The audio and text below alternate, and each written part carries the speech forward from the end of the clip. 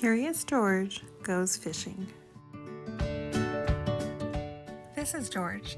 He was a good little monkey and always very curious. One day, George was playing when he saw something funny. He saw a long string on a long stick being carried by a big man. What could the man be doing with the string on a stick?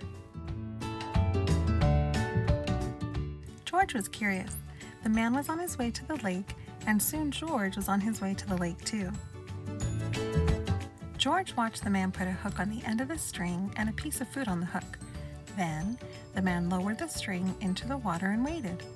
When the man pulled the string out of the water, there was a big fish on the hook.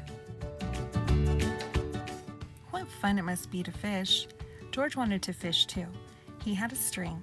All he needed was a stick, and he knew just where to get one. George ran home as fast as he could. A mop would make a good stick. George tied his string to the mop. Now he was all set to fish. Or was he? Not yet. George had to have a hook, and on the hook, something that fish liked to eat. Fish would like cake, and George knew where to find some. But where could he get a hook? Why, there was a hook on the wall. It would have to come out.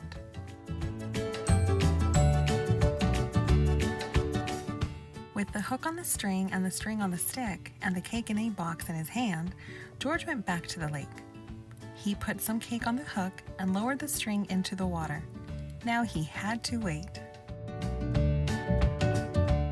Would he catch anything on the end of his string? George was curious. The fish were curious too. All kinds of fish came to look at the string. Big fish and little fish, red fish and yellow fish, and blue fish.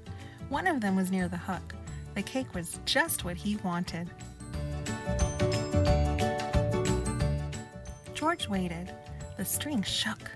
But when George pulled the string up, there was no fish on the hook. And there was no cake on the hook either. The fish had just taken the cake and swum away. Well, if George could not get the fish would not get the cake. George would eat it. The cake was just what he wanted too. He would find another way to fish. George looked into the water. A big red fish with a long tail was so near. Could he reach it? Could he catch a fish without a string? George got down as low as he could and put out his hand. Splash! Into the lake he went. The water was cold and wet. George was cold and wet too. This was no fun at all.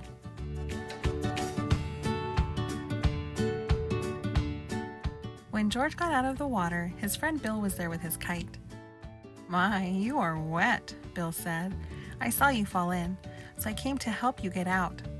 Too bad you did not get a fish, but it is good the fish did not get you.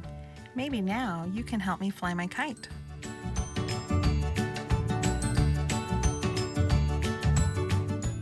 George was happy to help.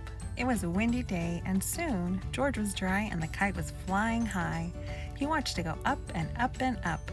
What fun it was to fly a kite! It would have been fun to catch a fish on the end of a string, thought George, but flying a kite on the end of a string was even better.